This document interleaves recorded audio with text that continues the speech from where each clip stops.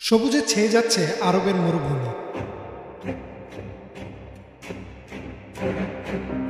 শুধু তাই না, কিছুদিন আগেও তুষারপাত হলো সৌদি আরবের রাজধানীতে। 1400 বছর আগে এমন ভবিষ্যৎবাণী করেছিলেন মহানবী সাল্লাল্লাহু আলাইহি ওয়াসাল্লাম। তবে কি কাছাকাছি চলে এসেছে পৃথিবীর শেষ সময়?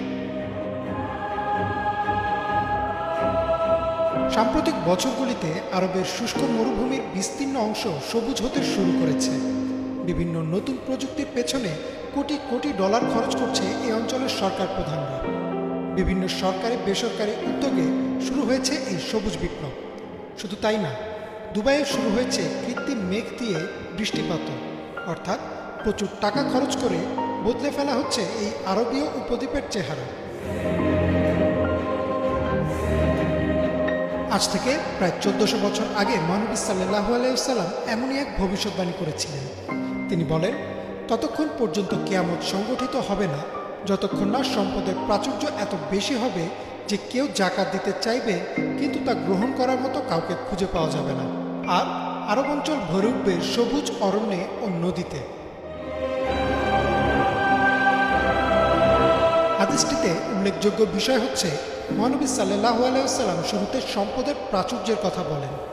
এত বেশি সম্পদ ও অর্থ আসবে মানুষের কাছে যে জাকাত দেওয়ার মতো লোকও খুঁজে পাওয়া যাবে না। এরপরেই তিনি বলেন আরব অঞ্চলের সবুজে ছেয়ে যাওয়ার কথা। বর্তমান পরিস্থিতির দিকে তাকালে দেখা যায় আরব অঞ্চল সবুজে ছেয়ে গেছে এবং এর পেছনে কারণ হচ্ছে সম্পদ। মহানবী সাল্লাল্লাহু আলাইহি ওয়াসাল্লামের আরও একটি বিখ্যাত হাদিস রয়েছে। তিনি বলেন, কিয়ামতের আগে তোমরা দেখবে খালি পায়ের বেদুইনরা একে অন্যের সাথে উঁচু দালান নির্মাণে প্রতিযোগিতা করবে। এই হাদিসটি থেকেও একটা বিষয় বোঝা যায় যে একসময় যে আরবরা একেবারে বেদুইন জীবনযাপন করত, অর্থের অভাবে একেবারে নিঃস্ব ছিল, তারা এখন একে অপরের সাথে প্রতিযোগিতায় নেমেছে যে কে কত বড় দালান তৈরি করতে পারে।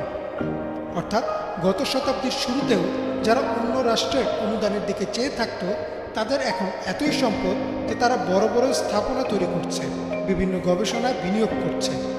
এমনকি এই সম্পদের জেরে তারা তাদের জলবায়ু প্যাটার্নও পরিবর্তন করে ফেলেছে। দুবাইয়ের সম্প্রতি কৃত্রিম মেঘ দিয়ে ঘটানো হয়েছে বৃষ্টিপাত। ড্রোনের সাহায্যে আকাশে কৃত্রিম মেঘ পাঠিয়ে যেখানে ইচ্ছা সেখানেই বৃষ্টিপাত করাতে পারছে তারা। আর এর ফলে খুব দ্রুতই বদলে যাচ্ছে আরব্য অঞ্চলের চেহারা। একসময় যেখানে উত্তপ্ত বালু ছাড়া কিছুই ছিল না, এখন বৃষ্টিপাত, শিলাবৃষ্টি, এমনকি তুষারপাতও অনেকটা নিয়মিত ঘটনা। তবে কি আরবের এসব পরিবর্তন পৃথিবীর ধ্বংস বা কিয়ামতের ইঙ্গিত দিচ্ছে?